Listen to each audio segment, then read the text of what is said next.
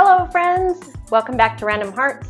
Today we're going to try a new recipe together. I have a lot of tomatoes out in the garden right now, and one of my favorite foods, one of my favorite comfort foods, especially at lunchtime, is tomato soup and grilled cheese. And I thought, you know, I've got so many tomatoes right now, let's see what we can do to make that into a tomato soup. And I found a good recipe that really doesn't require a whole lot.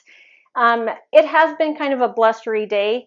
We woke up this morning with really nice weather, beautiful 72 degrees at noon today, no clouds in the sky at all. And by 2 o'clock, we had hail, rain, wind, you name it. And that's just kind of what happens here in Wyoming. Anyways, I have not assessed what has happened with the garden since that hailstorm, so I have not been out in the garden yet. I do not know what I am expecting, but I do see that there are some tomatoes. Some of my grape tomatoes are laying on the deck right now. So I know that there is some damage. I'm hoping it's not a lot, but I do have tomatoes out there I need to pull. And so we are going to make tomato soup and gourmet grilled cheese for dinner. It is gourmet only because it's going to have a couple of extra different cheeses and maybe some ham on there. But we're going to get started with that. We'll go out to the garden, get some more tomatoes. I did harvest some a couple days ago, and so I've already got a few tomatoes in the house. I almost have enough to make this recipe, but I need some tomatoes and I also need some chives. So let's head out to the garden. Well, we are out in the garden and it's actually not looking too bad out here. I do have some leaf damage and some produce that got knocked off of its vines, but everything's looking pretty good. So let me turn you around and I will show you what we are going to be pulling from the garden today. All right, so I am going to go ahead and take a couple of these tomatoes up here. They're not quite ready yet, but they're close. And so I'm just going to go ahead and take those. There's only one on this plant that was ready. I'm also going to take a jalapeno today. So I'll get that off of there. This is my plant that has kind of been slow to produce, and it's finally coming on. Everything is producing all at once. So I've got a ton of tomatoes in here. They are pretty large tomatoes. And this is where I pulled from the other day, and I'm going to try not to get too wet here. It's pretty wet out here. There's another one back here.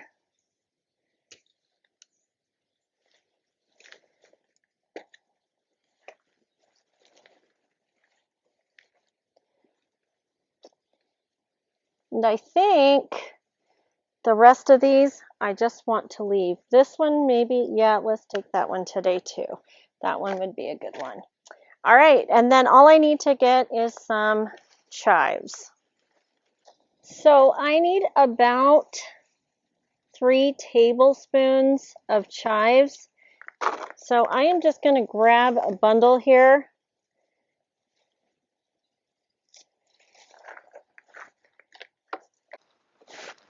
And while we're here, we'll go ahead and grab these strawberries that are ready.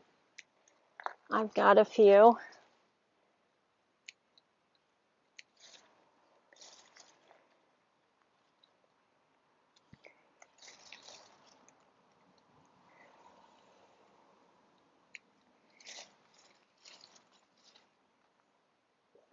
And we are starting to get rain again, so we are going inside.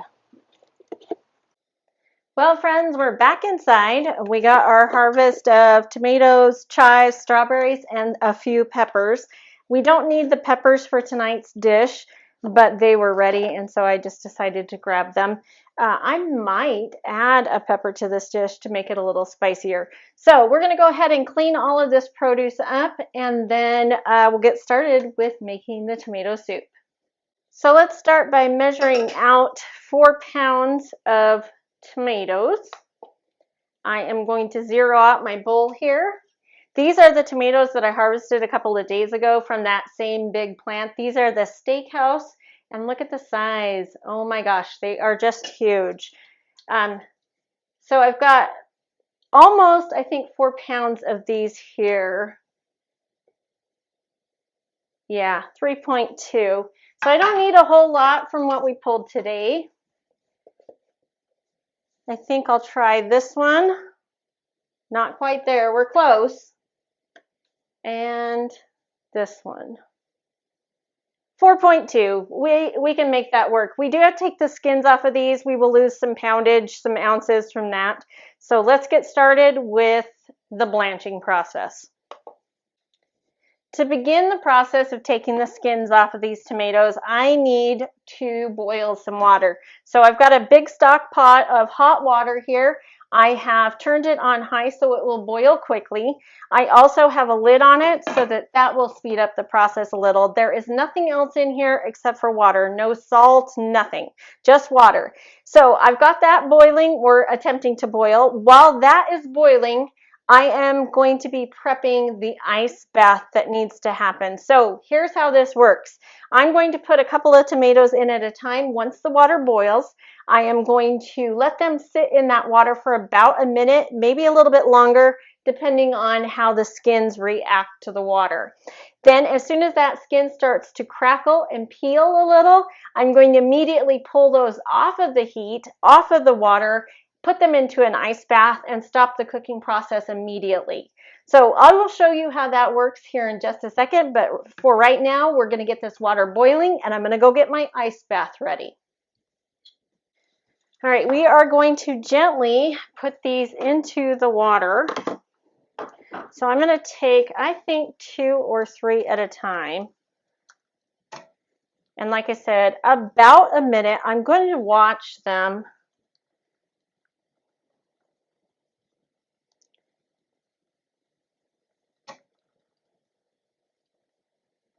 and see how they react. You can see what's happening already. You can see it right there. Maybe I'll get a close-up on the next one. Here I'm just pushing the tomatoes around in the pot of water. My pot really wasn't big enough for the weight and size of these tomatoes. I probably should have gotten my larger stock pot out. But so I am just kind of moving them around to keep them completely submerged in the water.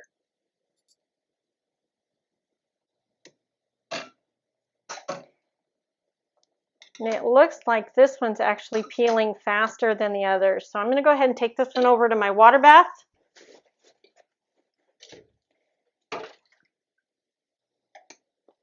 And just like that, that one is showing signs that it's under stress as well.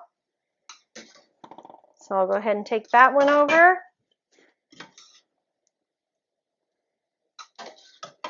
I am just looking for that cracking and peeling.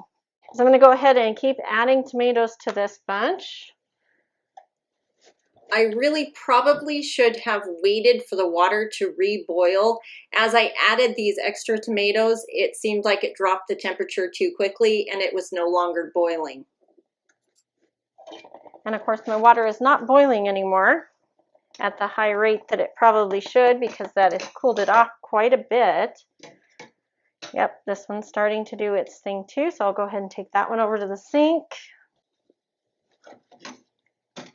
So you can see this one right here is really starting to peel quite a bit. I'm going to go ahead and take this one out. The next step here is to take the skins off. And you can see some of them have pretty much done that for themselves. That cold water really does help. So I've got this one right here is probably one of the largest ones. I'm going to go ahead and take its core out.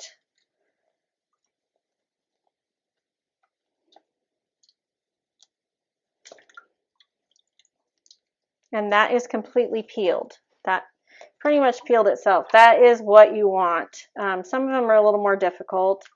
This one I can tell is going to be.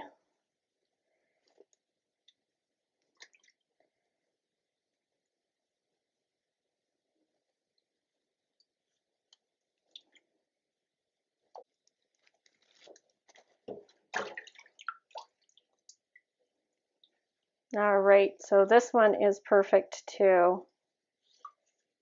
Look at that. Yeah, that's exactly what you want. You just want it to come right off.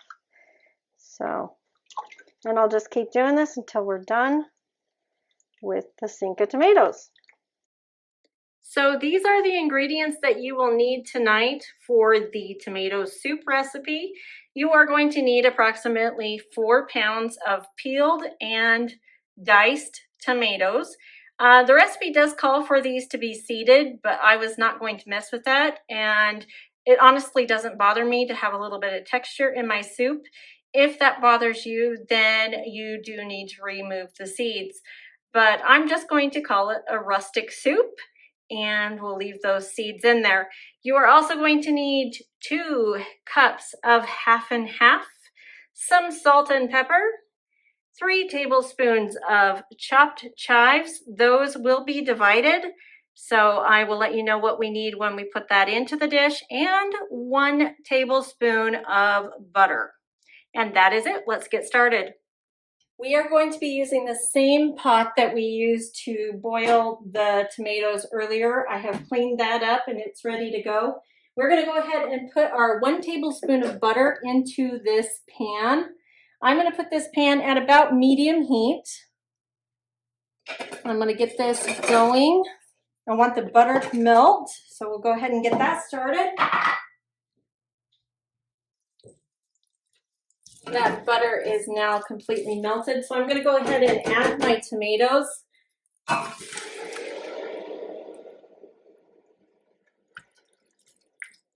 And 2 tablespoons of chives.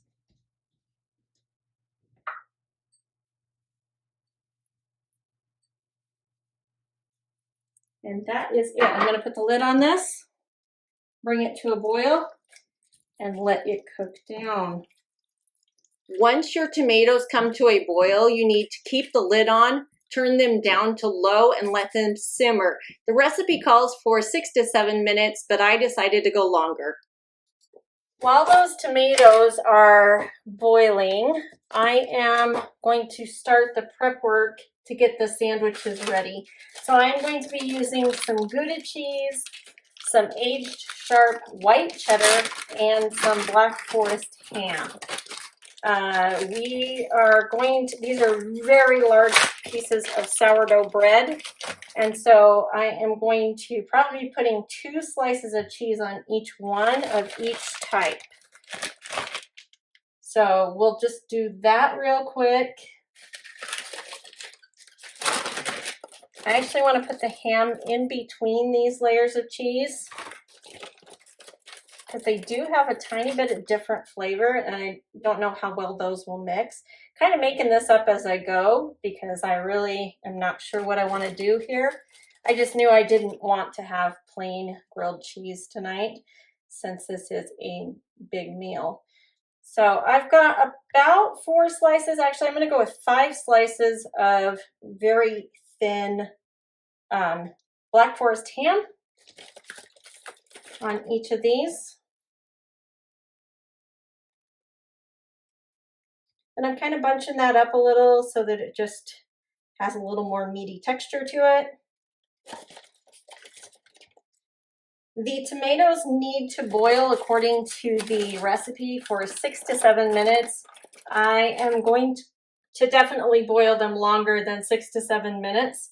I don't think that will break down the tomatoes well enough for me. So I'm going to be cooking those until I think they're done.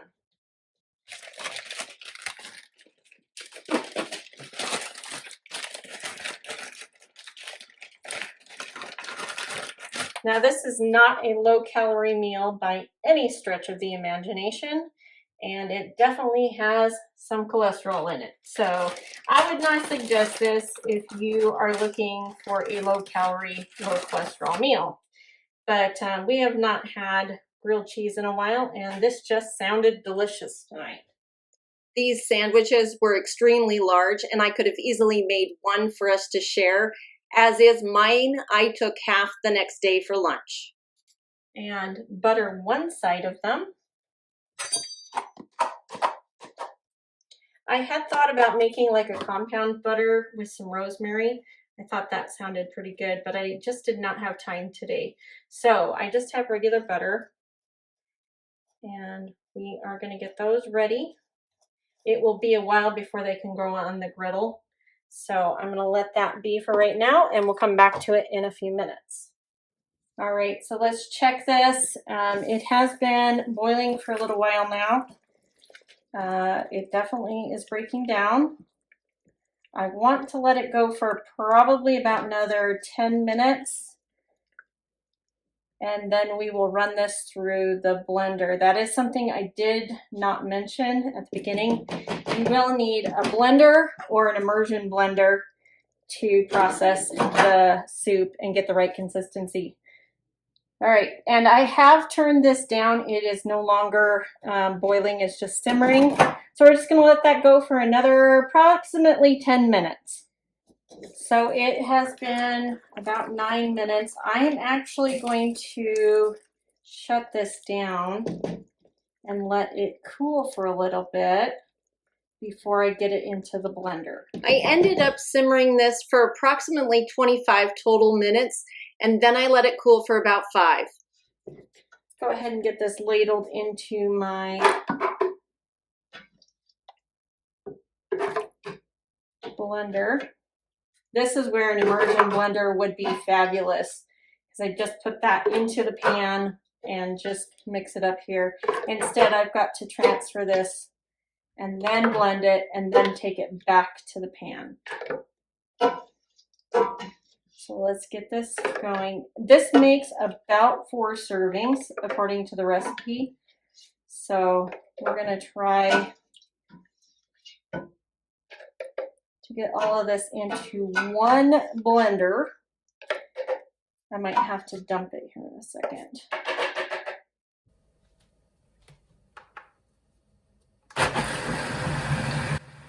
So I had my vent open on the top of my blender, and when I sat my hand there when I initially had started the blender, it kind of caught me off guard. It was a little bit warm. It did not burn me, so just startled me a little.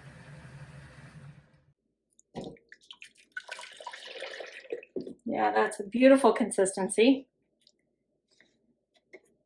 I'm going to turn the stove back on to about medium low. Use my scraper real quick and clean this out a little bit. And that looks beautiful. Now is when I need to add my salt and pepper. And I also want to get my griddle going. So I'm going to go ahead and turn that on. I want about a ½ teaspoon of pepper.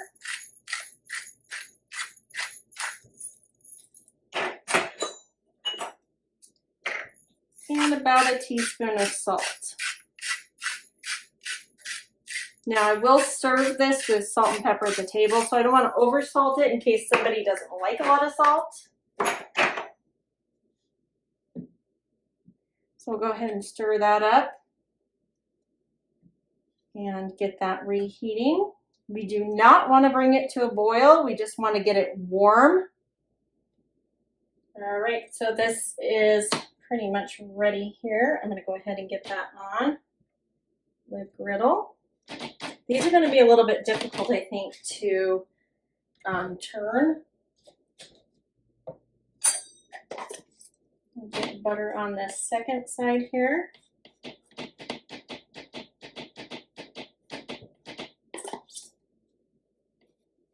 And I am just about out of butter. I do have another one in the fridge if I need to use it.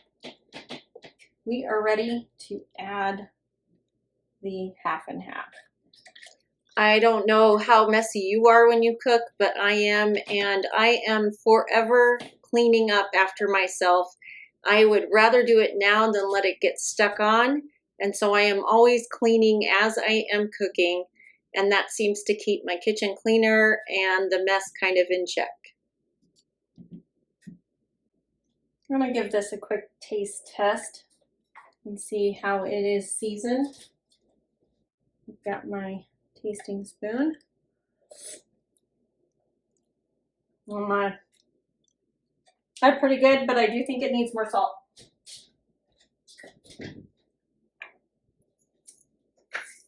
I continued stirring the soup about every 2 minutes just to make sure that things weren't settling at the bottom of the pan or sticking. I kept it at a very low temperature while the griddle was heating up.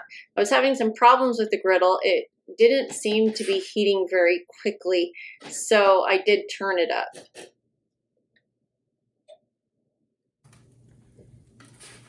I do think I forgot to mention that the reserved chives go on top as a garnish. Well, friends, that is going to do it for tonight's recipe. I appreciate you coming along with me as we tried a new recipe together. I do think that there are some things in this one that I would like to tweak a little. As in all recipes, I kind of move them around, change the ingredients a little until it's something that I prefer. I think it needs a little more seasoning in it.